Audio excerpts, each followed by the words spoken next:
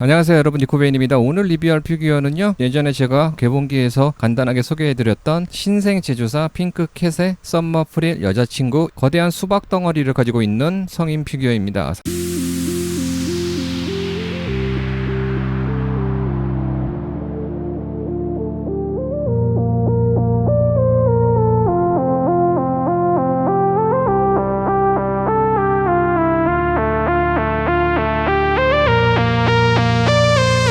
일러 작가를 먼저 한번 보면, 우선은 저도 잘 모르는 분이었고요. 이름이 오기노 아츠키 얀요, 이렇게 두 가지의 이름을 사용하는 일러 작가라고 해요. 어느 정도 인지도가 있는 아주 유명한 작가인지는 저는 잘 모르겠어요. 단지 피규어를 구매하는 데 있어 사람에 따라 차이가 있겠지만, 저 같은 경우는 개인 취향에 맞으면 구매를 하거든요. 일러를 보고 구매하는 경우는 거의 없었습니다. 그냥 내 취향에 맞고 이쁘니까, 그러니까 구매하지 왜 구매하겠습니까? 피규어를 구매하는 데 있어서 일러 작가의 비중이 얼마나 차지하는지는 저는 개인적으로 잘 모르겠어요. 자, 그리고 전체적인 조형은 정말 잘 나왔습니다. 제가 봐도 원본 일러를 적당하게 입체화를 시켰어요. 피규어가 취하고 있는 포즈를 보고 있으면 어떤 느낌이 드시나요? 해변가에서 거대한 두 개의 수박 덩어리를 앞으로 내밀고 있죠. 결국은 승부심이 강한 캐릭터라는 것을 알 수가 있고요. 이 캐릭터가 취하고 있는 포즈는 작가만 알 수 있을 겁니다. 작가가 어떤 상상을 하면서 그렸을 거니까. 일단 승부심이 강한 캐릭터라는 것은 확실합니다. 진짜 부정할 수 없는 부분이에요. 저는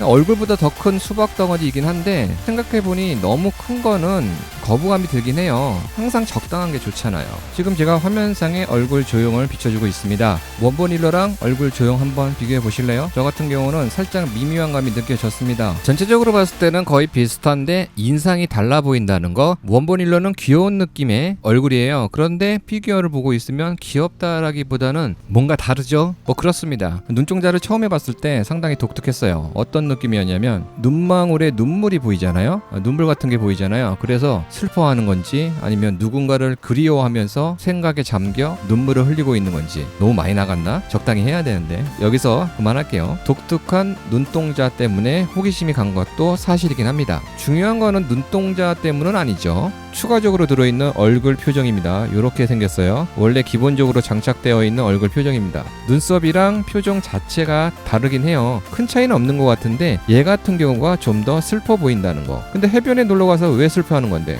자, 그 다음 해볼게 머리카락의 디테일입니다. 디테일은 솔직히 제가 말씀드릴게요. 스카이튜브랑 견줄만한 도색의 표현력과 디테일이라고 자신 있기는 아닌데 그렇게 말씀드릴 수 있습니다. 정말 도색의 표현력이나 디테일은 상당히 괜찮은 편이에요. 긴 머리를 가지고 있는 캐릭터인데 표현력도 괜찮고 도색의 퀄리티도 괜찮습니다. 앞머리카락 부분도 디테일이 많이 살아 있습니다. 괜찮죠? 더듬이 같이 생긴 요거는 포인트인데, 요거는 좀 조심해야 될 것 같아. 지금 보니까 원본 일러에는 이런 더듬이 머리가 안 보이는데 원형사가 직접 포인트를 준 건가? 머리를 분리를 해보겠습니다. 왜냐? 이걸 보여드리기 위해서. 자, 머리를 분리했습니다. 보이시죠? 하얀 도색 묻음 현상. 이게 어디서 묻었는지 궁금했어요. 캐릭터가 비키니를 입고 있잖아요. 이 비키니 이 부분이 조금 튀어나와 있거든요. 이쪽 부분, 여기랑 거의 맞닿아요. 머리를 빼거나 다시 장착을 할 때 마찰로 인해서 아까 화면상에 보여드린 요것처럼 도색 묻음 현상이 발생한 겁니다. 이게 조금 튀어나와 있어요. 제가 한번 보여드릴게요. 왜 발생했을까? 자, 이런 식으로 머리를 장착하게 되는데, 머리를 뺐죠? 머리를 다시 장착을 하는 순간에 지금 보시면 거의 다요. 지금 잘 보이나요? 이게 다 버려. 이런 식으로 장착을 했다가 뺄 때, 그때 발생을 한 것 같아요. 전시시 절대로 보이지 않는 곳에 생겼다는 거. 솔직히 이 안쪽에 도색 미스가 생겼어요. 보일 일이 없잖아요, 솔직히. 머리 귀신 같다. 날아다니는 머리 귀신. 무섭네. 이렇게 돼 있기 때문에 이런 식으로 머리만 전시하지 않는 한은 절대로 보이지 않는 곳에 위치한 거죠. 설계 미스라고 생각이 되는 부분. 자, 얘 같은 경우는 이 부분이랑 이 부분 캐스트 오프로 지원을 하지가 않아요.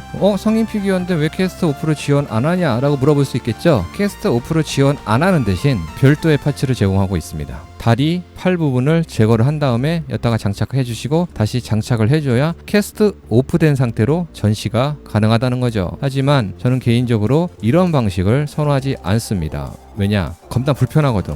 팔다리 양쪽 다 분리해야 되고 다시 장착한 다음에 베이스에 장착을 해줘야 된다는 거죠. 상당히 불편해요. 개인적으로는 이런 방식을 선호하는 분들이 있다는 거. 자, 결합 부위를 한번 살펴볼게요. 이게 제가 최대한 밀어가지고 장착을 한 건데 지금 결합 부위가 좀 많이 드러나는 부분이죠. 깔끔하게 마무리를 하지 못했어요. 여기 봐도 마찬가지고 여기는 그나마 조금 괜찮은 편이죠. 다리 부분을 보면 좀 더 올라갔었으면 더 좋지 않았을까 생각이 되는데 이 이상 더 안 들어갔더라고요. 반대쪽 다리도 깔끔하게 완벽하게 들어가지 않고요. 되게 뻑뻑합니다. 다리 근육 표현 보세요. 미치지 않았습니까? 정말 피규어를 지금까지 구매하면서 이런 식으로 디테일하게 조형을 만든 회사는 처음 보는 것 같아. 지금 화면에서 보고 계시는 거는 시스루 가운이에요. 이 시스루 가운 재질은 연지대 재질은 아닌데 어느 정도 탄력은 있고 살짝 딱딱합니다. 추가적인 반스가 들어있어요. 이건 반스를 약간 이제 말아서 이제 접어가지고 손으로 잡고 있는 연출을 하기 위해서 이런 식으로 만들어졌는데 이렇게 피규어 기준 오른손에 장착을 해주고 시스루 가운을 같이 장착을 해주면 되는데 모든 게 오프닝된 파츠로 장착했을 때는 이 반스를 같이 손에다 걸쳐주시면 되는 거고 수영복을 입고 있잖아요. 그럴 때는 이렇게 시스루 가운만 손에 장착을 해주면 되는데 장착은 잘 되는데 헐겁다는 거. 손에다 한쪽에다 이렇게 장착을 해줬어요. 잘 들어갑니다.